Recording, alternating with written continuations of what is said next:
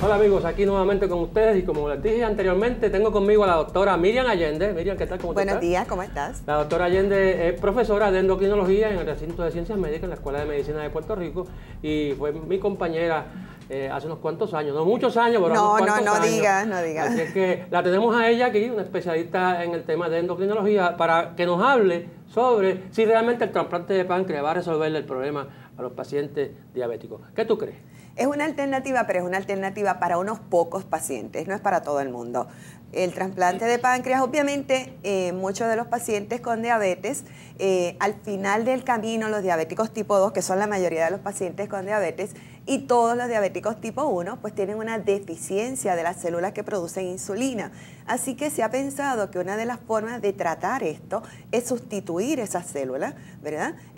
Haciendo un trasplante del órgano que tiene las células que producen insulina. Así que podemos hacer trasplante de páncreas y lograr que haya insulina en el cuerpo, que es lo que va a lograr que el azúcar en la sangre baje. Pero para trasplantar un órgano es un procedimiento quirúrgico que conlleva pues una operación y después, como se está poniendo dentro del cuerpo un órgano extraño, va a necesitar que las células y el cuerpo de uno no lo rechace. Por lo tanto, conlleva una serie de medicamentos para evitar el rechazo. Así que no es un procedimiento sencillo y es un procedimiento que va a requerir un tratamiento de por vida para evitar el rechazo. Lo que se hace usualmente es que se trasplanta el páncreas junto con un riñón. Se hace en los diabéticos que ya tienen fallo renal permanente, requieren como tratamiento para su fallo renal, pues tú lo sabes, o sea, eso yo no te lo estoy, ¿verdad?, diciendo a ti porque tú tienes pleno conocimiento de esto, requieren un sustituto para poder no tener uremia y vivir, ¿verdad? Así que una alternativa es trasplantarle riñón. Si ya van a tener que tomar inmunosupresores por el trasplante renal, pues de una vez se trasplanta el páncreas y así pues tienen dos problemas resueltos, uno de la diabetes y uno del problema de la enfermedad crónica renal. Sin embargo, además de tomar estos inmunosupresores, pues sabemos que este órgano, este páncreas trasplantado, a veces no logra que la persona se libere totalmente de las inyecciones de insulina, que ese es uno de los propósitos al trasplantar el páncreas, ¿verdad? El paciente que está usando múltiples dosis de insulina, pues le gustaría no tener que llevar a cabo ese tratamiento. Pero cuando se trasplanta un páncreas, a veces no es suficiente. Y además de tener ese órgano, requieren inyecciones. Puede que sea menos la cantidad de insulina, pero no están totalmente libres de inyecciones en muchos casos. Y una de las razones por las cuales los pacientes acuden a que les hagamos un trasplante de páncreas es tratar de liberarse de esa cosa de ponerse insulina todos los días. Y esto no es así, o sea, no es tan fácil por esa razón que tú acabas de decir, y la segunda razón es que creamos una segunda enfermedad. El paciente va a depender de inmunosupresores, o sea, que va a tener su sistema inmune suprimido. Hay que tenerlo aguantado para que no rechace el órgano. ¿Y eso qué implicaciones tiene? Pues le pueden dar infecciones, se puede asociar a malignidades. A cáncer. Sí. A cáncer. Así que no son medicamentos baratos, es una terapia que es de un alto costo, tiene que tener obviamente un seguimiento de cercano por el médico, ¿verdad? Y un seguro médico que le cubra lo que cuesta el... Además que el trasplante no es barato. Correcto. Ahora, está disponible, no es un procedimiento de investigación, ya eso es un procedimiento, ¿verdad?, que está totalmente aceptado. Y lo realizamos en Puerto Rico. Y se hace hace más de 40 años y ha ido en aumento el número de pacientes que se llevan a cabo ese procedimiento.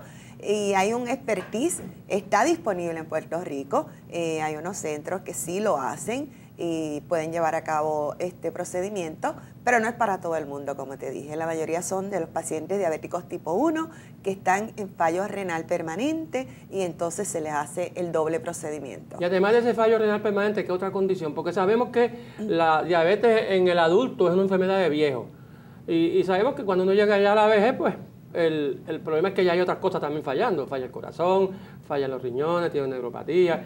Y ahí pues quizás mejorar la calidad de vida en ese paciente es bien importante. Pero el diabético tipo 1, que a veces hay que usarlo, el trasplante de páncreas, porque realmente hay que entender a un adolescente que se tiene que inyectar insulina todos los días, se tiene que hincar todos los días, y que la bomba no le soluciona porque a veces se ven hipoglucemia, le sube el azúcar, y está en esa cosa. ¿Qué otra cosa hay que considerar en estos pacientes? Bueno, realmente lo que pasa es que el diabético tipo 1, como la mayoría de las veces, esta enfermedad comienza en la niñez o adolescencia, y el fallo renal ocurre a los 15, 20 años de tener la enfermedad, pues estamos hablando de una persona de 30 años con fallo renal permanente, lleva 20 años o más poniéndose varias inyecciones al día, y entonces pues empiezan a considerar, ¿verdad?, unas alternativas.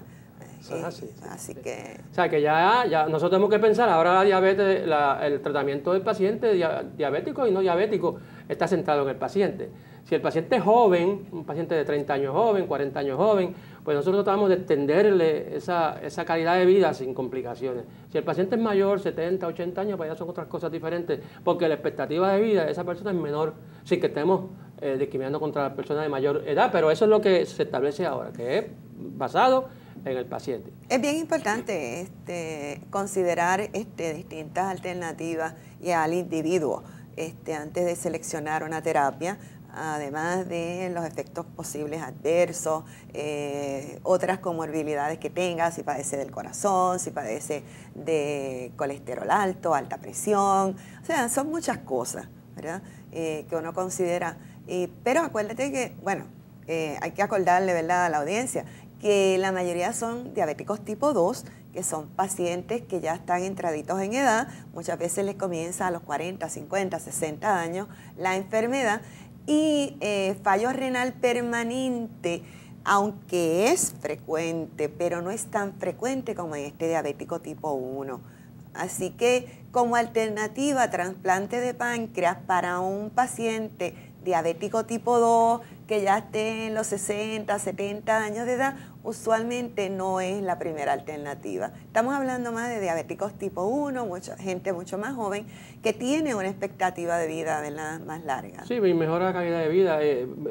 Por cierto, y claro, tenemos que considerar que el plan se lo cubre. Medicare cubre los trasplantes en los pacientes mayores que tienen Medicare, aunque los pacientes que tienen enfermedad renal crónica ya entrarían en el programa de Medicare porque se considera una condición catastrófica, y eso pues le hace accesible el trasplante a ese paciente. Aquí quizás lo que ocurre es que vamos a hacer después, si es que ese páncreas, por ejemplo, en el diabético tipo 1 tenemos que inmunosuprimirlo, porque si no, las mismas células, las mismas fuerzas que llevaron a ese cuerpo a destruir las células beta están ahí todavía. Sí. Y van a atacar nuevamente esa célula beta. O sea que trasplantarlo sin inmunosupresión no es la solución. No se puede. Hay que entonces darle a ese paciente sus inmunosupresores para mantener el sistema inmune dormido. Y ahí pues entrarían muchas cosas más, porque tenemos que estar pendientes de las vacunas y una serie de cosas que hay que hacer para que el paciente, para evitar las complicaciones y el rechazo. ¿Cuándo ocurre el rechazo? El rechazo puede ocurrir en varias etapas. Puede ocurrir un rechazo inmediatamente en horas o días después del procedimiento, que es un rechazo agudo, o puede ocurrir un rechazo que es como un tipo crónico, que ya es después de un tiempo del paciente tener el órgano. Y si ese paciente, por ejemplo, le trasplantan el riñón y el páncreas, y ese riñón empieza nuevamente a fallar antes de tiempo, pues entonces tendríamos que hacer ¿qué? Hay que hacer un segundo procedimiento. Y ahí, de hecho, yo tengo pacientes que han recibido 2 riñones. O sea que, pues, porque ya ese paciente que tenía un fallo permanente renal, que ya ha sido trasplantado, si su riñón le falla, no tiene alternativa. Claro. O volver a diálisis. Seguro. O ser trasplantado nuevamente. Y por eso hicimos el primer trasplante. Amigos, no se retiren, puesto que en un momento volveremos con ustedes y este interesante tema del trasplante de páncreas en el paciente diabético. A continuación, unos datos educativos para que estés en alerta. Aparte de los riesgos de cualquier cirugía, los riesgos del trasplante de páncreas pueden ser coágulos de sangre o trombosis venosa profunda, coagulación de las arterias o las venas del nuevo páncreas, desarrollo de ciertos cánceres después de unos años, inflamación del páncreas o pancreatitis, escape de líquido del nuevo páncreas donde se conecta al intestino o a la vejiga y rechazo del cuerpo al nuevo páncreas. Alerta Diabetes, porque estar en alerta significa estar en control y vivir mejor. Alerta Diabetes llega a ustedes en parte gracias a una contribución educativa de Lilly USA LLC. Para mayor información relacionada a fondos educativos de Lilly, visite la página www.lillygrandoffice.com. Bristol Myers Squibb.